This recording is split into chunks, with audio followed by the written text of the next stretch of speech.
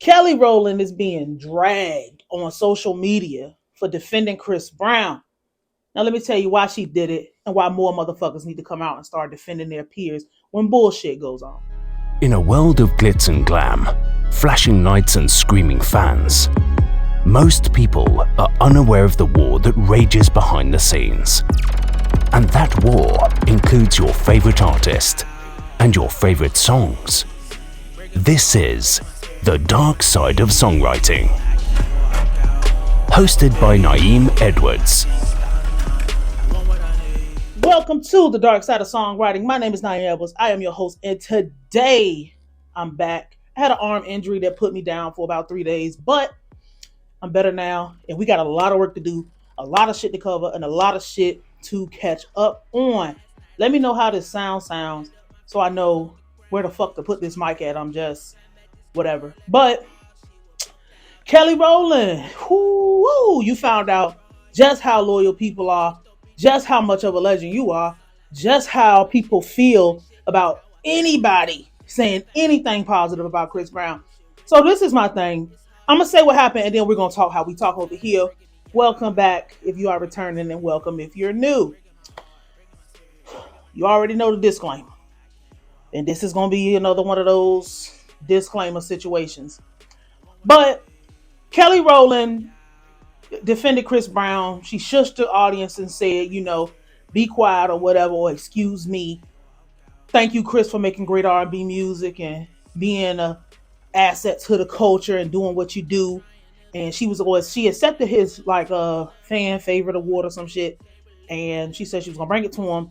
Now everybody is calling her names and saying we was rooting for you and all the goofy shit that people say, right? Listen.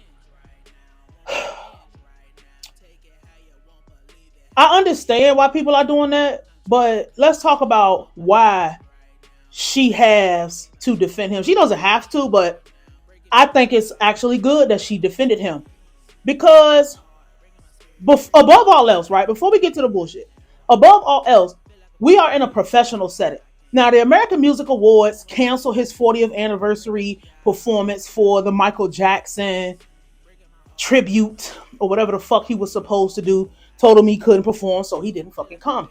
I don't think they anticipated him winning an award, or they did and they knew he was going to win, because I find it really hard to believe that people at these places don't know who's going to win. A lot of times people don't show up if they not going to win nothing, unless they just trying to network and be around each other and shit. That he won was based on fans voting. It wasn't we get to pick whoever we want to win and we get to pick whatever the fuck's going on. No, it was based on people actually having to go online or go wherever and vote for who their favorite artist was. Chris Brown gonna sweep that every time because, one, Chris Brown's been famous since he's a child. Two, he has a cult fan base. Aside from that, right, Kelly Rowland defended him because this is a professional setting above all else. We can't allow motherfuckers to tell us. It's like one thing to say, you can't come here because we don't want you here. We can't come here because you can't come here because of your reputation. But we shouldn't allow people to just disrespect us, drag our culture, do whatever the fuck they want to do when it comes to the shit that we do. Kelly Rowland is an R&B singer. Chris Brown is an R&B singer. They're in the same category whether they want to be put there or not. No matter what a nigga reputation is, no matter how much money a nigga got, R&B people always get pushed into the same box. They don't break R&B down how they break down rap. They don't break R&B down how they break down country. Literally, if you R&B, we all know the different types of R&B, soul, neo soul, all types of different blues, just all types of different shit. They don't do that. R&B, you're an urban singer, get the fuck over there. Kelly Rowland was right. Because aside from just being a professional and defending the thing, bro, this is my whole thing with people and Chris Brown. We live in this internet age, and again, the cell phone is going to be the death of us. But we live in an age where once you commit a sin, everybody want to play God. Once you do something that the general consensus doesn't like, whether you were in the right or you was in the wrong, people play God with your life and your likeness. Therefore, they expect everybody else to fall in line with how they feel if everybody feel a type of way. Whatever the fuck Chris Brown did 20 years ago, however many motherfucking years ago it happened, or his repeat actions or whatever, and that's going to be something that we talk about right directly after we talk about why she defended him. You don't, who the fuck do you think you are saying that Chris Brown doesn't deserve an accolade for his work? Realistically, like, if whatever the fuck happened with whoever the fuck all his situations and all his shit happened with, you don't get to dictate whether the people who fuck with him or not. You can say they shouldn't, but who are you to say that somebody shouldn't be a fan of Chris Brown? Who are you to say that somebody shouldn't like somebody? And then who are you to say that somebody don't deserve something because of a situation that wasn't your fucking business?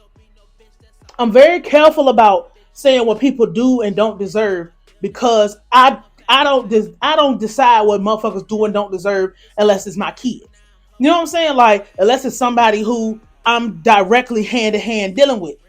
Motherfuckers have been holding on to that Rihanna shit, that Karuchi shit, the stupid shit this nigga say online, the stupid shit, the dumb shit he do, every mistake he make us under the microscope. And this is not any defense of this nigga Chris Brown. I promise you it's not no defense of this nigga. But if everybody done forgave him and everybody done moved on, why the fuck is regular people worried about what the fuck Kelly Rowland said? Kelly Rowland went into a space where people was dogging him and said, hold the fuck on. We not letting you dog this man.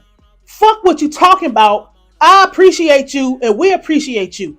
Because people don't understand what it's like when you at that level and you've been famous for so long, and you're so famous and you're still doing what you're doing at a very quality high level.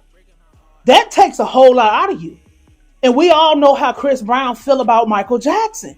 So, you know, if he could have stayed out of trouble, he would have damn near been just as big as Mike. But motherfucker, you don't get to dictate what the fuck happens with, or however the fuck whatever. This shit really weighs you down and it really sucks a lot of life out of you.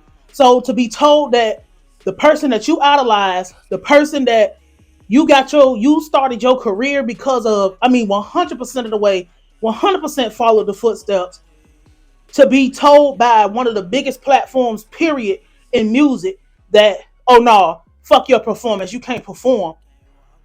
If we can't let him, I'm sorry, we just couldn't let him go out there by himself. We're gonna hold Chris Brown accountable. Please do not mistake this again for Chris Brown, a defense for him, but we can't allow motherfuckers who don't understand why you looking at a mistake another motherfucker made. How about you turn the camera around and show us what's going on in your motherfucking house? Because we already know a lot of these people who is gibbering off at the mouth and running their goddamn jaws and popping their thumbs and shit. A lot of y'all motherfuckers are not in no position to tell what somebody else can do. Your life is just as fucked up. You've made just as many mistakes. The only difference is we don't know shit about what you did. We don't know shit about you. You don't get to tell motherfuckers who to defend. You don't get to tell motherfuckers what to do. You don't get to tell motherfuckers what they deserve. Get your own motherfucking house in order before you do that. You don't, like, why is it, I'm not worried about, like, I'm just gonna be straight up. I don't care what niggas do. Cause niggas don't have to come in my house. I don't have to be bothered with shit I don't want to be bothered with. Nobody has to be bothered with anything they don't want to be bothered with. So the fact that you paying so much close attention to somebody you don't like, and you paying so much close attention to what somebody said, and it's crazy because I think I'm gonna save that for when I talk about Chris Brown, what I'm about to say. You know what? I'll just say it and then we'll say it again. People don't even be necessarily like people ain't necessarily mad at Kelly Rowland for like thinking that her mindset is just, oh, I'm protecting an abuser, I'm doing this, I'm doing that. No, it's like they're mad because they feel like anybody that was victimized by Chris Brown needs to be protected. Even though these people never came out and said nothing, even though these people moved on with their lives, even though these people have teamed up and clicked up and been seen with them and did songs and did XYZ and motherfuckers let it go and moved on, they feel like Chris Brown has not been punished enough. So we're going to continue to punish you for something that everybody else already let go. Kelly, how dare you when we're trying to punish this nigga? How dare you come out and defend this motherfucker when we said it ain't over, nigga? We said that Chris Brown should never have a career. You should be stripped of everything you had. But maybe I'm soft in this area, but I just feel like just because a motherfucker did something, they don't need to necessarily be 100% stripped of everything. Now, it depends on what they did. You talking about people in relationships and the shit that happens in regular everyday relationships all the time. That doesn't mean I condone it or I agree with it, but it's like I don't think you should be 100% stripped of everything. And then what happened to motherfuckers separating the person from the music? Y'all do a lot of that bullshit ass talking about separating people from their music, but you don't practice that. Niggas don't believe that. And you know what? I'm gonna stop right here because now we got to talk about Chris and why he wasn't allowed and why his career is nobody's ever going to forgive this nigga. So that's why Kelly Rowland came out and defended Chris Brown, because she's a fucking professional. That's what motherfuckers do. That's the dark side of this shit, is that if you are on the side of somebody that the masses don't like, or even if you just stand up for what is right, if everybody think that person just is 100% wrong, no matter what they do, then you're going to catch that stray. So I don't feel like Kelly Rowland did nothing wrong, and more of you niggas need to come the fuck up and speak the fuck up when bullshit is going on. So this is the dark side of songwriting. My name is Nayim. I will holla at you.